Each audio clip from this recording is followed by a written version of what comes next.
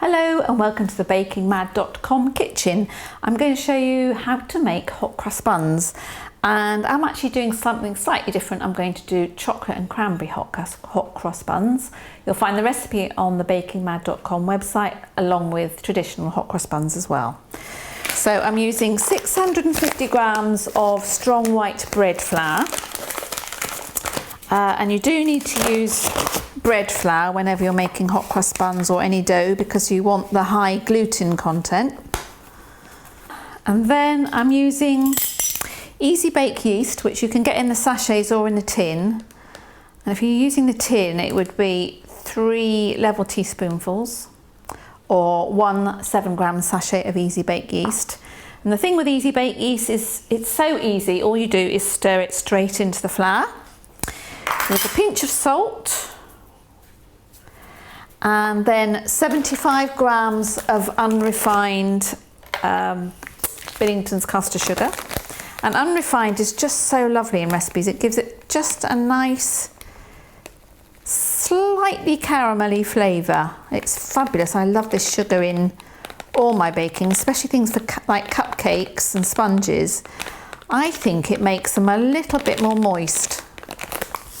So 75 grams of caster sugar, and about 2 teaspoonfuls of cinnamon, and 2 teaspoonfuls of mixed spice. And then I'm going to just warm my milk and about 50 grams of butter in a pan.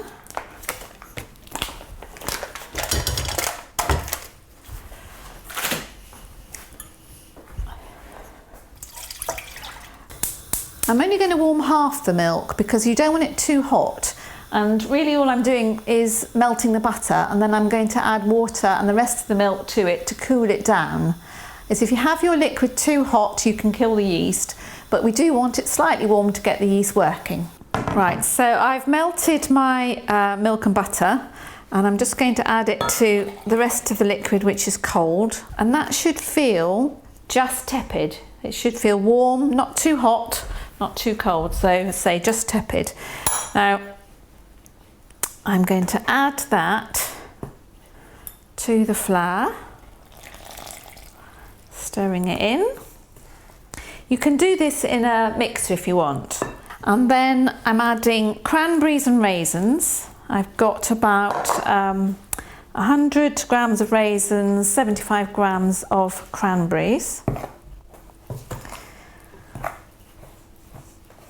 And then I'm going to sprinkle in about half a packet of chocolate chips.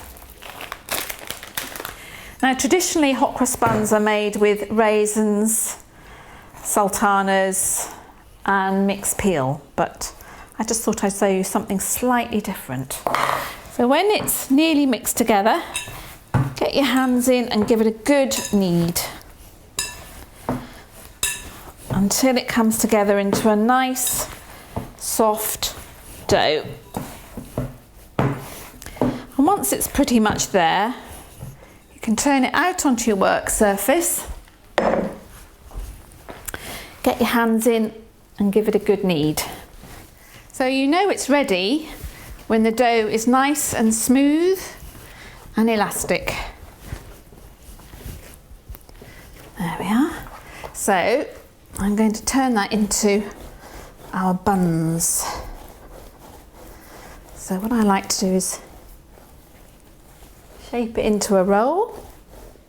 So to make your hot cross buns, just cut off a piece of the dough, round about 75-80 grams, gather up the corners, turn it over so it's nice and smooth, and then cup your hand around the dough, no flour on the work surface because you almost want the dough to grip, and you just roll it round and round till you get a nice smooth top. And pop them on the baking tray, a little bit of gap between them so they can rise, but you almost want them to touch. And then I'm going to leave them to prove until they're double in size. That depends on the temperature of your room, but I would say about 45 minutes. Okay, the hot cross buns have doubled in size, so I'm just going to make the crosses. Now, some people make a cross with short crust pastry, but I don't like eating that, so I'm making a paste which you can pipe on top. So it's about 2 tablespoonfuls of just plain flour and a little bit of water just to make a thick paste. And you literally just stir that together until you almost get a glue. And you'll find the recipe for this on our hot cross bun recipe on bakingmad.com. So squish that to the end of the bag, and then you can just go, what I do is get it flowing.